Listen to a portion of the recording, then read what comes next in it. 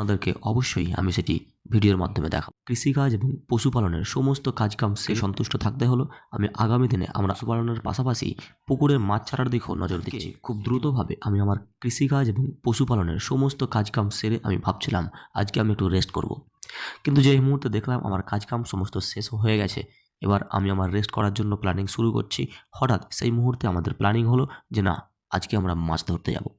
যেহেতু আমাদের হাতে অন্যদিন টাইম থাকে না, আজকে আমরা একটু টাইম পেয়েছি এবং সেই টাইমটিকে আজকে আমরা কাজে লাগাবো। আমাদের ছোট্ট একটি পুকুর আপাতত আছে, সেটিতে আমরা মাছ ধরতে গেলাম। আপনারা হয়তো পুকুরের সাইজটা দেখে বুঝতে পারছেন যে এই পুকুরটি খুব একটি বড় নয় এবং আপনাদের মনে হতে পারে যে এই পুকুরে আর কি মাছ থাকবে, কিন্তু আপনাদের জানিয়ে দিই এই পুকুরটিতে অনেক বড় বড় মাছ আমরা আগে ধরেছি।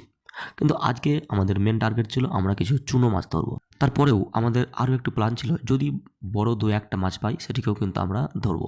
অনেকটা পরিশ্রম করার পর আমাদের সামনে কিন্তু কোনো বড় মাছ আজকে আমরা দেখতে পেলাম না, তাই এই চুনো মাছ নিয়ে আজকে সন্তুষ্ট থাকতে হলো। তবুও মাছ পাই আর নাই পাই, এই যে কাজটি আমরা করছি এতে কিন্তু অত্যন্ত আনন্দ আমরা পেয়েছি। কারণ আমি যখন শহরে থাকতাম তখন দেখেছি এই মাছগুলি পাওয়া কতটা কঠিন, কিন্তু এখানে আমি অতি সহজেই খুব টাটকা মাছ আমরা এখানে খেতে পাই। যাই হোক, আজকে এই চুনো মাছ নিয়ে আমাদেরকে সন্তুষ্ট থাকতে হলো। আমি আগামী দিনে আমরা আবার এই পুকুরেই নামবো বড় মাছ ধরার জন্য।